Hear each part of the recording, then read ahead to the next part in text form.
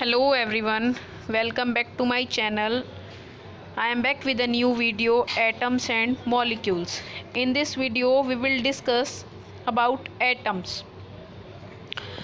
You should know about what is atom. Atom होता क्या है?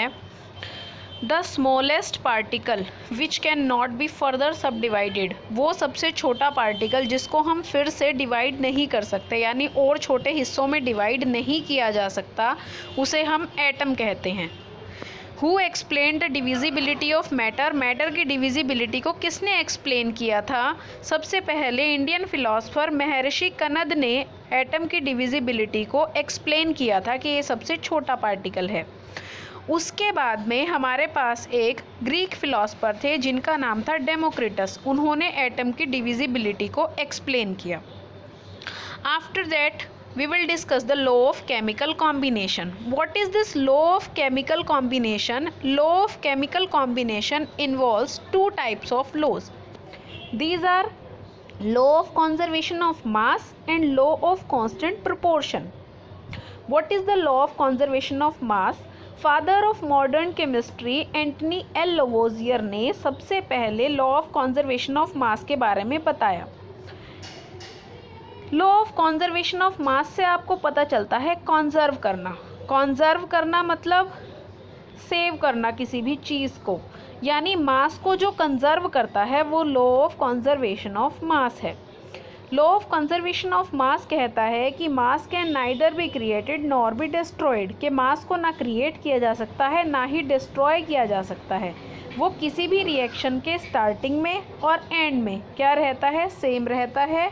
और मैटर का जो अमाउंट है वो किसी भी सिस्टम में किसी रिएक्शन के दौरान चेंज नहीं होता। इसके बाद है लॉ कहता है ये कि मास ऑफ रिएक्टेंट हमेशा मास ऑफ प्रोडक्ट के इक्वल होता है। जैसे इस एग्जांपल में आप देख रहे हैं कि C+O2 इक्वल है CO2 के। कार्बन का मास है 12, ऑक्सीजन का मास है 16। 16 इंटू 2 हमने किया क्योंकि ऑक्सीजन के 2 एटम्स हैं। जब हम इन्हें मल्टीप्लाई करेंगे तो सॉल्व करके हम क्या देखते हैं कि मास ऑफ रिएक्टेंट इक्वल हो जाता है मास ऑफ प्रोडक्ट के, क्योंकि आप CO2 को जब कैलकुलेट करते हैं तब भी 12 + 16 इंटू 2 यानी 12 + 32 equals to 44, and as it is on the left hand side we get 12 + 32 equal to 44. There is no change in the mass of reactant और mass of product, both are same, means this law says that mass will be same. Similarly आपको अब ये पता होना चाहिए कि ये 12 और 16 आए कहाँ से। These numbers have come from our periodic table. In our periodic table there is a specific number, specific atomic number and mass number of the elements. Atomic mass of the element is nearly double to that of its atomic number.